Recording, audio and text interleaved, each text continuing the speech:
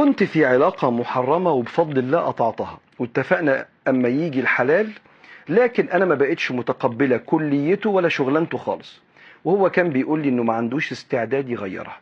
فهل اسيب الامور زي ما هي لانه ممكن ربنا يهديه ويغيرها، ولا انا كده ببقى بعشمه؟ وهل اني مش متقبلة شغلانته وكليته كده ابقى متكبرة؟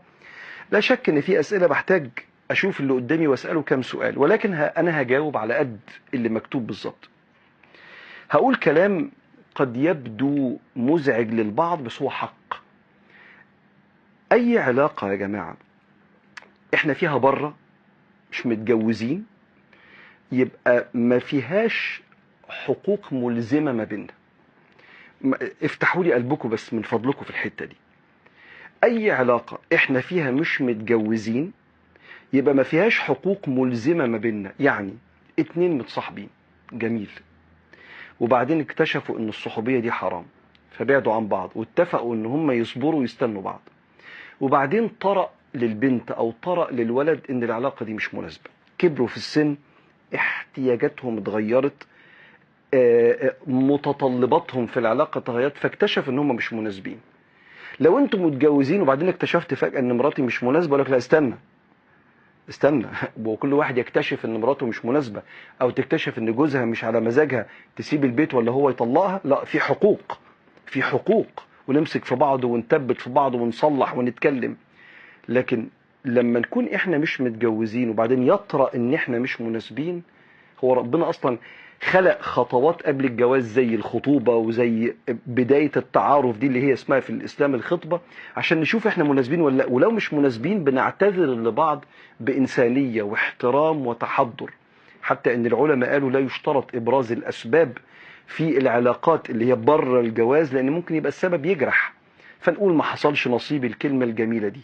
وبالتالي لو حضرتك دلوقتي كنتوا بتحبوا بعض وبعدين اكتشفتوا ان العلاقة دي حرام وسبتوا بعض، وبعدين طرأ ليكي ان انا مش مستريحة في مستوى التعليمي او مستوى شغلانته، ليس عليك شيء، ولكن تعتذري بشياكة وبعد اذنك احنا كان في بينا اتفاق، انا بستأذنك ان انا بتحلل من هذا الاتفاق وبدعي لك ربنا يرزقك ببنت الحلال، مش تختفي لكن تعتذري عن إكمال العلاقة بالأدب الإنساني اللي يرضي الله ورسوله. تقولي لي طب أنا دلوقتي لو أنا مش راضية بكليته وشغلانته هل أنا متكبرة؟ ما أقدرش أقول لحضرتك كده من السؤال، لأن من ضمن شروط، أو مش بلاش أقول شروط، من ضمن ما هو مباح في الزواج هو ما يسمى بالكفاءة، إن اللي إحنا الاثنين نكون كفء. واحد يقول لي لا ما إحنا ينفع نتجوز وإحنا مش كفء، أقول لك صح، ممكن واحدة غنية تتجوز واحد بسيط، واحد بسيط يتجوز واحد غني يتجوز واحدة بسيطة، في فرق في التعليم، كل ده موجود في الدنيا.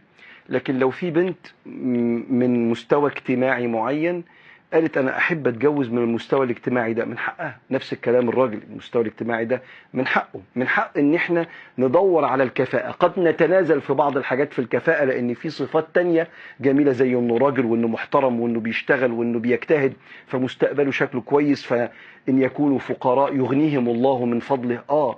لكن في وقت من الاوقات حد قد يرى ان ده الانسب، فطلب الكفاءة في الزواج ده واحدة من مباحات او واحدة من متطلبات الزواج. وبالتالي المهم الاعتذار بأدب وذوق، ساعتها ما تبقيش حضرتك لا مقصرة في حق نفسك، لان احترامك لاحتياجاتك المشروعة حق نفسك، ولا تكوني مقصرة في حقه انك بتعتذري بأدب، وربنا يعوضكم انتوا الاثنين ان شاء الله.